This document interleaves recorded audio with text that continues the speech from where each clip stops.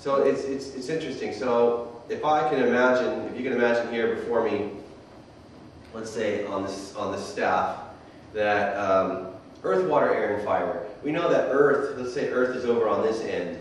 Earth is dense. There's matter. There's weight. And then when you go to the element of water, it's less mass, less dense. It's fluid even.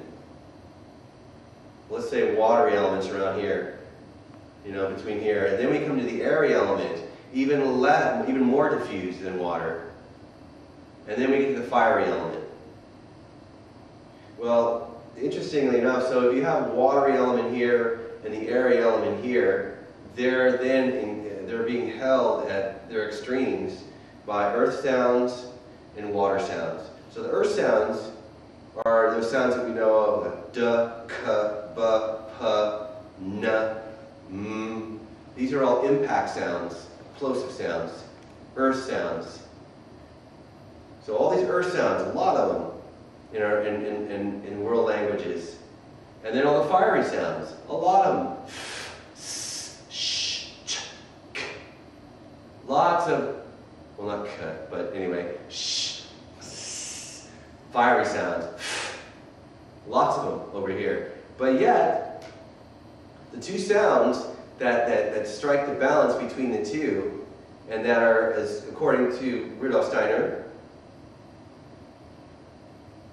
or there's only one sound representative to each one. L, water, R, air. Strangely enough, water and air both spiral in their nature. And these two elements are the sort of the mixers of the two extremes, the warmth element and the element of matter, form. Form, and as you know, fire, it dissolves form. And so you have this wonderful sort of lemniscate of where air and water are diffusing with these two extremes. Earth, water, air, and fire. So, with that in mind, right, R and L, I started to see, well, that's a very unique situation. Why aren't there 3 water sounds? Why isn't there 2 air sounds? Well, I just found then, when I looked at the archetype, when I looked at the root gesture of those sounds, that L, as a whole gesture, it looked something like this, and